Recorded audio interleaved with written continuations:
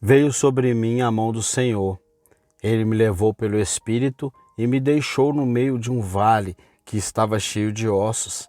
Eram muito numerosos e estavam sequíssimos.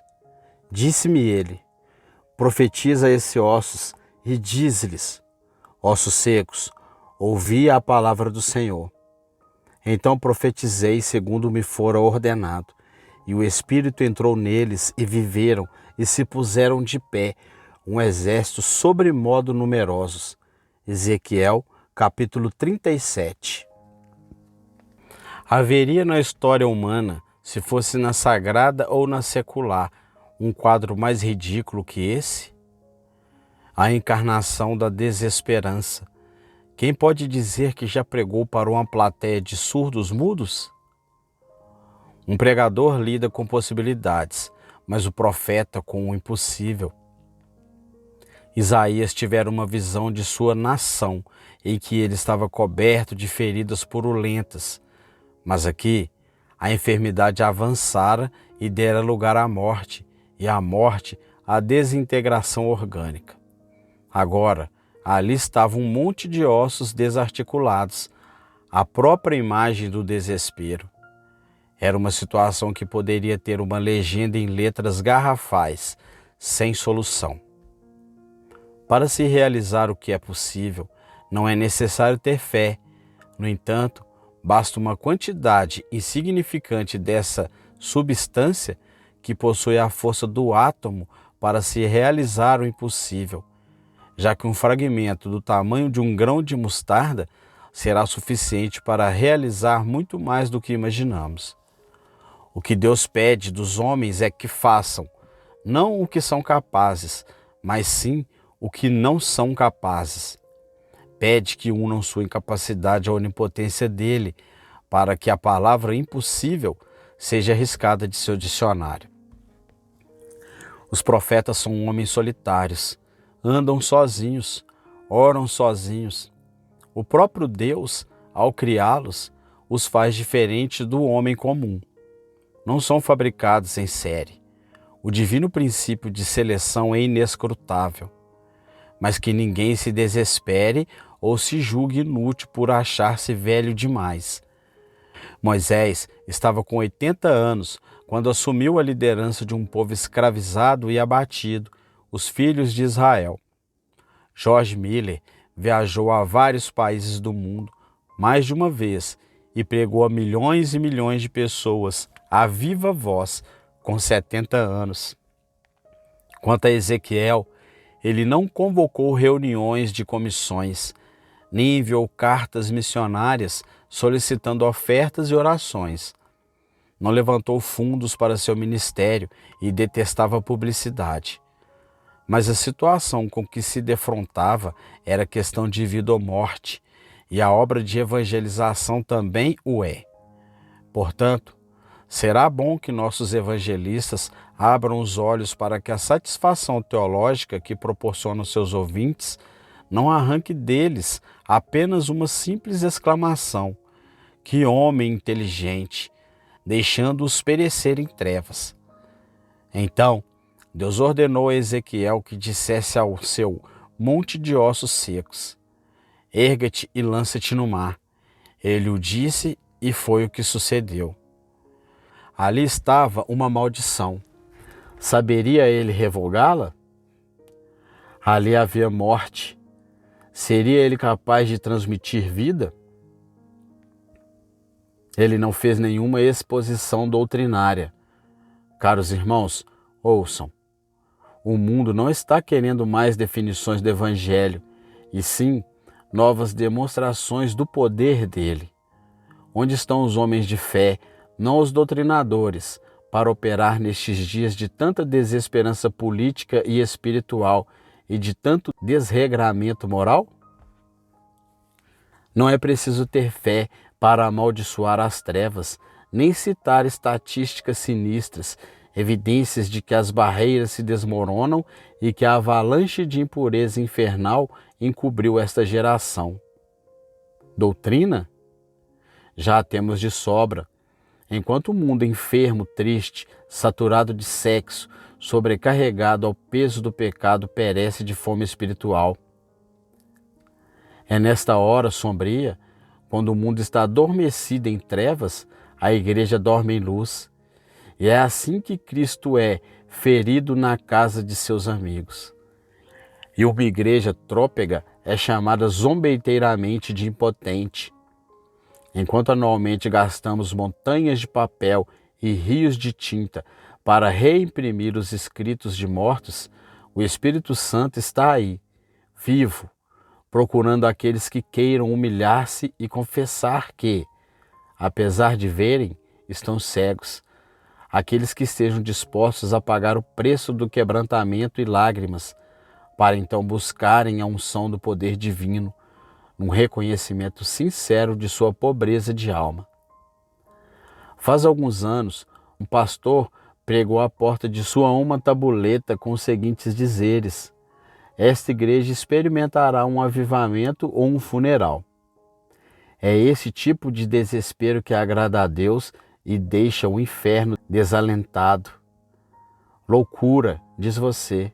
É verdade. Uma igreja sóbria demais não tem valor algum. Nesses dias, estamos precisando de homens bêbados com o poder do Espírito Santo. Será que Wesley, Whitefield, Finney, Hudson Taylor foram pessoas excepcionais? De modo algum. Se entendo corretamente o livro de Atos, eles eram homens muito normais. Parece que a bomba atômica perturbou todo mundo, menos a igreja. Nós nos entregamos a intermináveis discussões sobre a soberania de Deus e as dispensações e ignoramos nossa pobreza espiritual. Enquanto isso, o inferno vai só se enchendo. Com o comunismo dominando o mundo, o modernismo na igreja e a moderação dos grupos fundamentalistas, será que Deus vai encontrar um homem para se colocar na brecha como Ezequiel se colocou? Meus irmãos pregadores, hoje em dia nós gostamos mais de estar acomodados do que sentir as dores de parto. É por isso que ocorrem tão poucos nascimentos. Que Deus nos mande, e rápido, um profeta que se encontre em descompasso com essa igreja que se acha desarticulada. Já vai muito adiante a hora para que surjam novas denominações. Neste momento, Deus está preparando seus Elias para a última e grande ofensiva mundial contra a impiedade, seja ela política ou de outro tipo, mesmo com máscara de religiosa. O último e grande avivamento, gerado e operado pelo Espírito Santo, será o rompimento dos velhos odres do sectarismo pelo vinho novo do Senhor. Aleluia! Observemos que Ezequiel foi levado pelo Espírito, e como qualquer ser humano, ele deve ter estremecido com o apavorante quadro daquele monte de ossos secos. Mas da fé do profeta dependia o destino de milhares, talvez milhões de pessoas, da fé dele, não de suas orações. Muitos oram, mas poucos têm fé. Que tremor santo deve ter perpassado sua alma ao ver aquilo. De espectadores, apenas o céu e o inferno. Se Ezequiel vivesse em nossos dias, certamente iria tirar uma fotografia deles para a imprensa. Depois, preocupado com estatísticas, iria contar os ossos, e quando as coisas começassem a se agitar, iria chamar outros para vê-lo operar, para que o colocassem na ordem certa no ranking mundial dos evangelistas. Mas Ezequiel não agiu assim. Vejamos o que ele diz. Então, profetizei segundo me for ordenado. Aí está a questão. Ele se tornou um tolo para Deus. Ossos secos, ouvi a palavra do Senhor. Loucura? É, insanidade total. Ele disse para os ossos, ouve. Embora eles não tivessem ouvidos, o profeta fez o que lhe fora ordenado. Mas nós, para evitarmos constrangimento, modificamos as ordens de Deus, e assim passamos uma vergonha maior. Mas Ezequiel obedeceu, E Deus operou, como sempre. Houve um ruído. Ah, disso nós gostaríamos. Mas ele não confundiu barulho com criação, nem atividade com unção, nem agitação com avivamento. Deus poderia ter insuflado vida nesse monte de ossos com apenas um sopro de seus lábios onipotente, mas não. Seria preciso uma série de medidas. Primeiro, ossos que batiam contra ossos e se ajuntavam, cada osso ao seu osso. Agora já não são mais um monte de ossos. Um fenômeno desses nos deixaria desorientados, mas não a Ezequiel. Mas de que vale um bando de esqueletos? Eles poderiam, por acaso, lutar nas guerras do Senhor? Será que em tal estágio poderiam honrar o nome de Deus?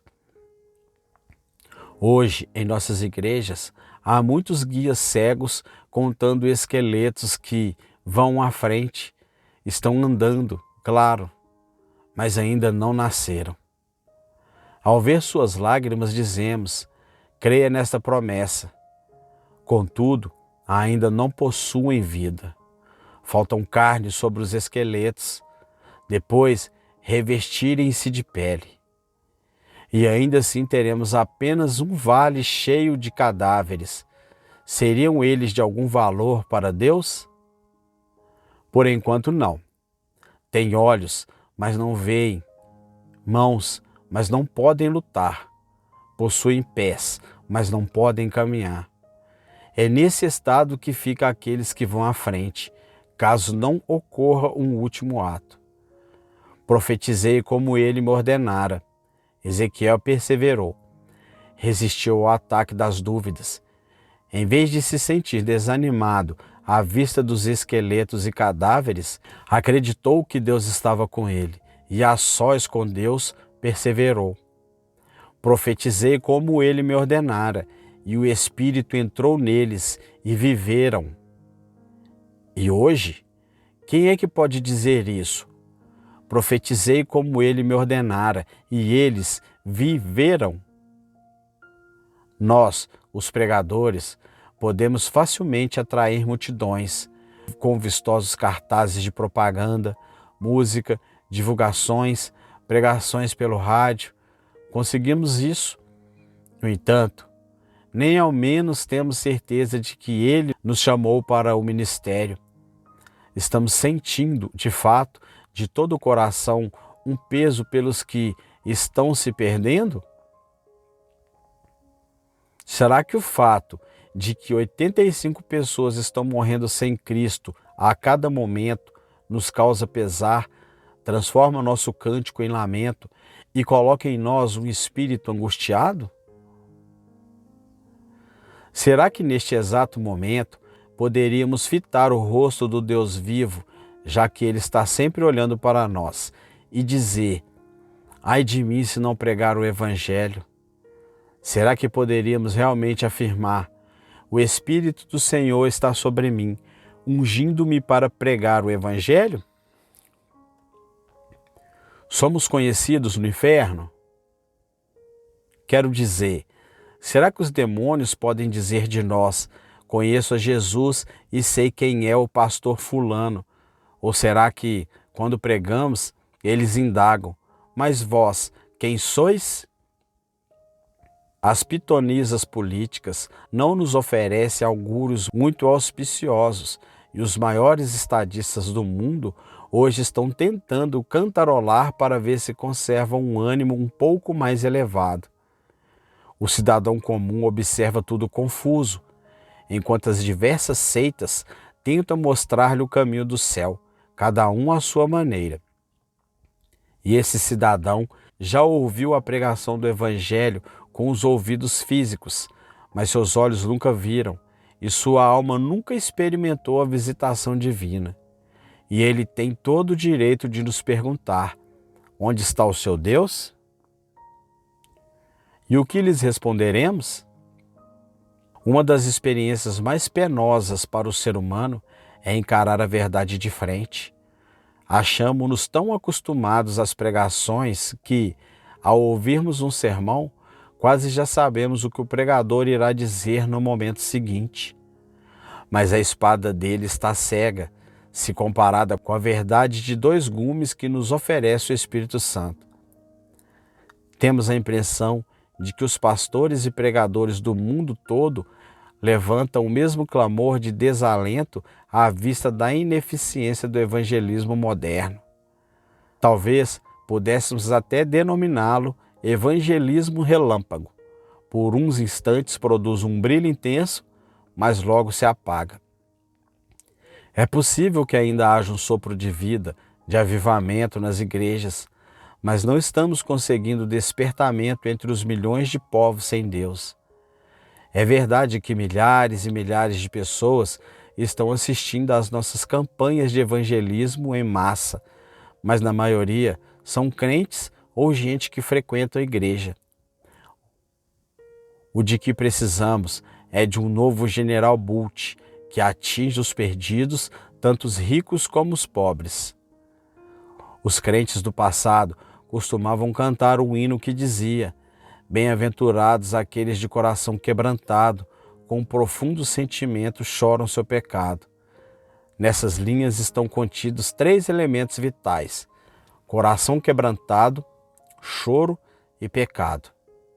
Primeiro, coração compungido e contrito não desprezarás, ó Deus. Aliás, ele só usa vasos quebrados. Quando Jesus multiplicou o pão, primeiro pegou os pães do menino e partiu-os, e só então pôde alimentar a multidão. O vaso de alabastro é outro exemplo. Só depois que ele foi quebrado, o aroma encheu o aposento e o resto do mundo. E Jesus também disse: isto é o meu corpo, que é partido por vós. E se para o Senhor foi assim, não deverá ser também para o servo? Pois quando procuramos salvar nossa vida, não apenas a perdemos, mas também destruímos a de outros. Em seguida, chorar pelo pecado. Jeremias clamou: oxalá minha cabeça se transformasse em águas. E o salmista diz: torrentes de águas nascem dos meus olhos. Irmãos, nossos olhos estão secos porque nosso coração também está. Em nossos dias, é possível ver uma religiosidade despida de compaixão. Que coisa mais estranha! Certa vez, alguns oficiais dos Exércitos de Salvação escreveram a William Booth que havia empregado todos os métodos possíveis para levar pessoas a Cristo, e nada. E Booth lhe respondeu sucintamente: experimentem chorar. Foi o que fizeram, e experimentaram um avivamento. As escolas bíblicas e seminários não ensinam os seus alunos a chorar, e é claro que nem o poderiam. Essa lição só se aprende com o Espírito Santo, e qualquer pregador, por mais títulos e doutorados que possua, não conseguirá muita coisa enquanto não experimentar uma profunda amargura de alma por causa dos pecados que se cometem hoje. Uma oração que David Livingstone fazia sempre era: Senhor, quando irá cicatrizar-se a chaga do pecado deste mundo? E nós, acaso sentimos o peso da perdição da humanidade quando oramos? Será que ensopamos de lágrimas o travesseiro com uma agonizante intercessão como fazia John Wilke? Conta-se que quando Endre Bonar, deitado em seu leito, ouviu as pessoas caminhando pelas ruas no sábado à noite, dirigindo-se para bares ou teatros, sentiu o coração pesado e clamava: eles estão perdidos, estão perdidos. Infelizmente, irmãos, não possuímos esse peso pelos perdidos. A maioria dos crentes conhece apenas uma longa sequência de pregações eloquentes, sim, mas sem alma, sem lágrimas, sem ardor espiritual, e é tudo o que os pregadores têm para oferecer hoje. E em terceiro lugar, o que dizer do pecado? Diz a Bíblia que os loucos zombam do pecado, Provérbios capítulo 14, versículo 9. e quem zomba do pecado é louco mesmo. Os sábios da igreja apontaram 7 pecados capitais. É claro que sabemos que eles estão muito enganados. Todos os pecados são capitais.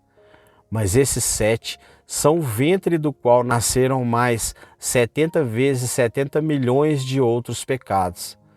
São as 7 cabeças de um mesmo monstro que está devorando esta geração a um ritmo aterrador. Estamos vendo uma juventude amante de prazeres que não liga a mínima para Deus, enfatuados com seu pseudo-intelectualismo, totalmente indiferente às coisas espirituais. Eles rejeitam os padrões de moralidade vigentes. Caiamos de joelhos, irmãos. Abandonemos a louca ideia de borrifar perfume na impiedade individual e internacional com nossas colônias teológicas. Carreamos para toda essa putrefação rios de lágrimas, de oração e de pregações ungidas, para que seja purificada. Há pecado no arraial, há alta traição. Terei sido eu? Serei eu? Em nossas fileiras, o pecado causa derrota e estagnação. Estará ele em mim, Senhor?